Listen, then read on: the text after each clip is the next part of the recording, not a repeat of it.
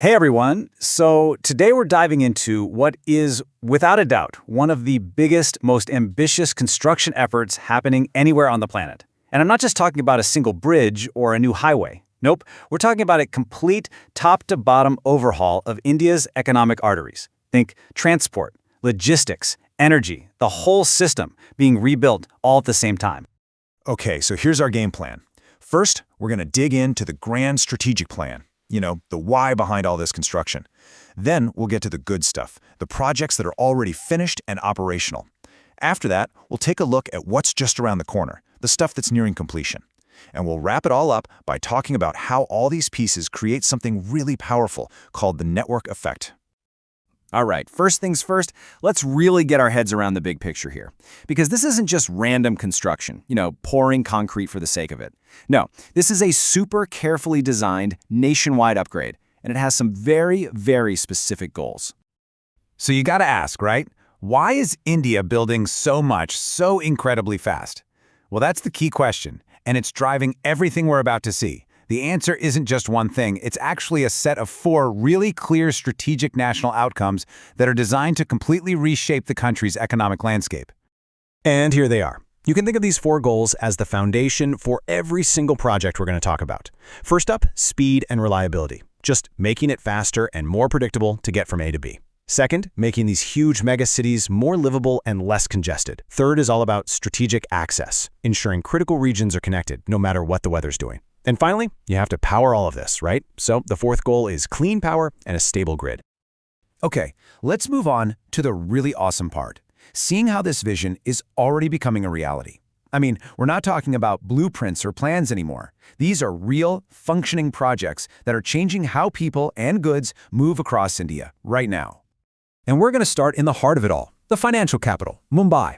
This is where a couple of absolutely massive projects are taking on that second national outcome head-on, improving life in one of the densest, most crowded cities on the planet. 21.8 kilometers. Just let that sink in. That is the length of the new Mumbai Trans-Harbor Link. We're talking about a sea bridge that takes what was a grueling, unpredictable 2-hour drive and turns it into a calm, predictable 20-minute trip. And it's not just about saving time for commuters. It's way bigger than that. It's designed to unlock a whole new wave of economic growth in Navi Mumbai and to supercharge the efficiency of the port right next door. And then there's this, another game-changing artery for the city. This is the Mumbai Coastal Road. It's basically a brand new freeway built right along the western coast.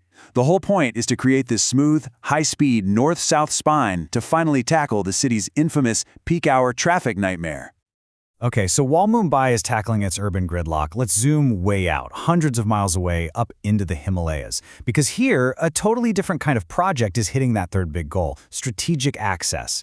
This right here is the Chenab rail bridge, and it is an absolute marvel of engineering. For the very first time, it connects the Kashmir Valley to the rest of India's rail network all year round. The impact of that, it's huge for everything from tourism to trade. All right, let's head back to another major urban hub. We're in the national capital region now, and the Dwarka Expressway is just a perfect example of that first goal, boosting speed and reliability. Just look at it. It's got up to 16 lanes in some spots.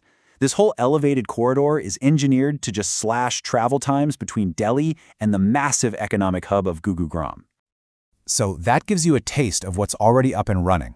But now let's look to the future. The next wave of projects that are about to come online, and these are the ones that are really going to connect everything and amplify all the benefits we've been talking about.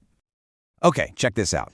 In both Mumbai and Delhi, a really smart dual airport strategy is unfolding. So you've got Navi Mumbai and Noida coming up.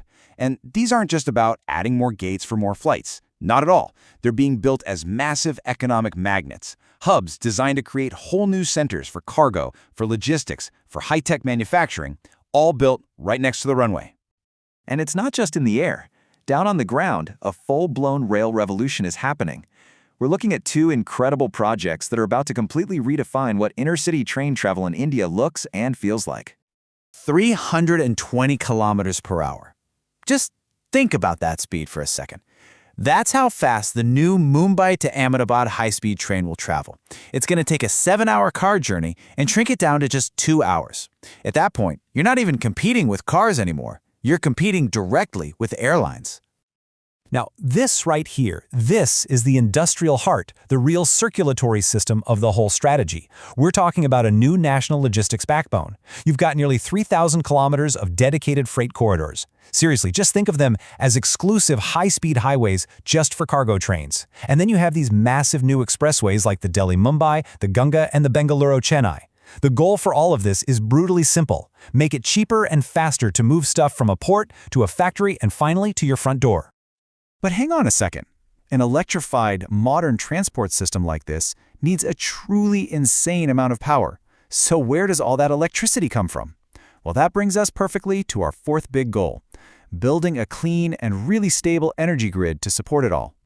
And again, the sheer scale here is just mind-boggling. On one hand, you have these huge hydropower projects like Dibang. They provide what's called firm power, basically electricity that's on 24/7, rain or shine. And then you're pairing that reliable power with these giga-scale renewable parks. I mean, Khavda alone is planned for over 30,000 megawatts. That'll be the largest in the world. This combination, this is the engine that's going to power all those new electric trains and cars. And let's circle back one last time to that goal of strategic access up in the Himalayas. The Zojila tunnel is another one of those projects that's just a total game changer. For the first time ever, it's going to provide all-weather, year-round road access to the high-altitude region of Ladakh. That's an absolutely critical link for both civilian life and for defense.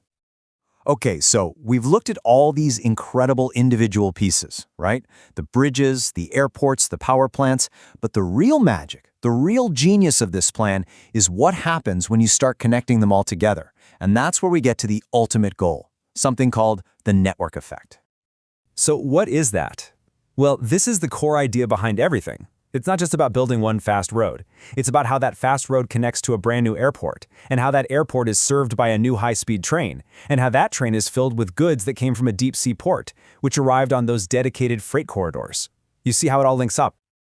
Honestly, if you remember one thing from this whole explainer, make it this. The network effect is the story. Each time a new link goes live, every time an airport gets connected to an expressway, or a port gets linked to a freight line, it doesn't just add its own value, it multiplies the value in the efficiency of the entire system. And this is what it all adds up to. These are the expected gains.